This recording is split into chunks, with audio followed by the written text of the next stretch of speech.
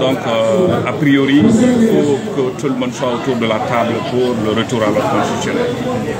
Le porte-parole du gouvernement a laissé entendre l'autre fois qu'il pourrait avoir un risque de glissement de calendrier si la CEDEAO ne respecte pas son engagement d'aider la Guinée à mobiliser les fonds qui devront servir au financement du programme de la transition. Quel est votre avis? Bon, vous savez, chaque pouvoir a son va-t-en-guerre. Ça existe. Il est surpris du pouvoir et il sera surpris aussi du pouvoir.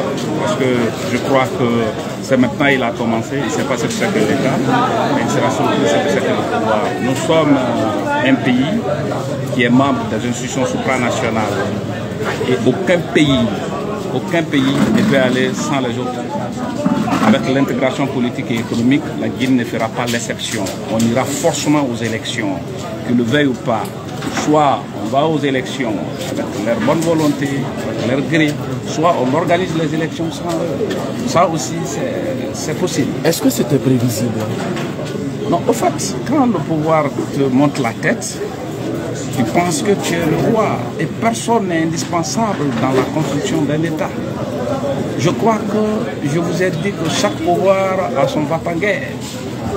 Ils tiennent des propos, même si ce n'est pas concerté, ils disent ce qu'ils pensent, c'est normal, parce qu'il incarne le pouvoir, mais il sera surpris du pouvoir.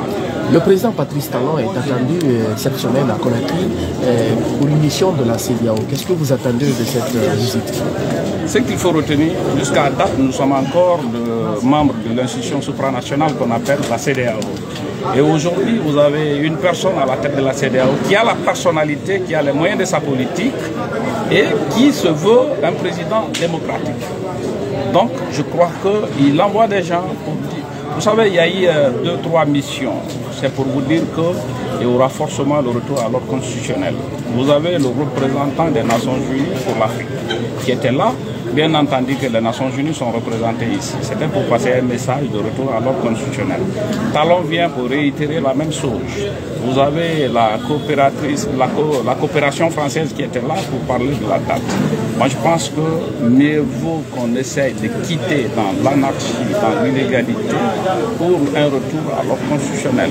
Parce que si on veut aller, si on veut développer notre pays, si on veut vraiment parler de la stabilité de notre pays, il faut que le lendemain de transfert de pouvoir, qu'on se serre la main. Il faut qu'une élection solde la transition. Il faut qu'un programme concret conçu solde la transition. C'est ce que nous sommes en train de chercher.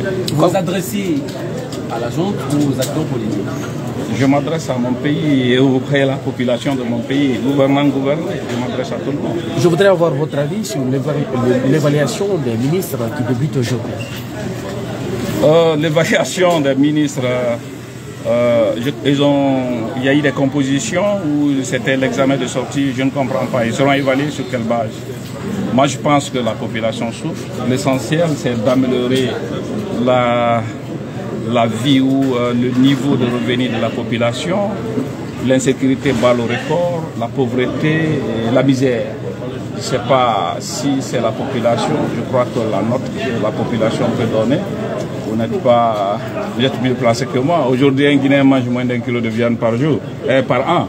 Donc, c'est ce qui fait que on est tellement pauvre, la population souffre tellement qu'on ne peut pas noter les ministres. C'est pas facile de leur donner une note. Ibrahima Ablaye Kourouma, président du parti NRD, merci. C'est à moi de vous remercier. Bon, merci.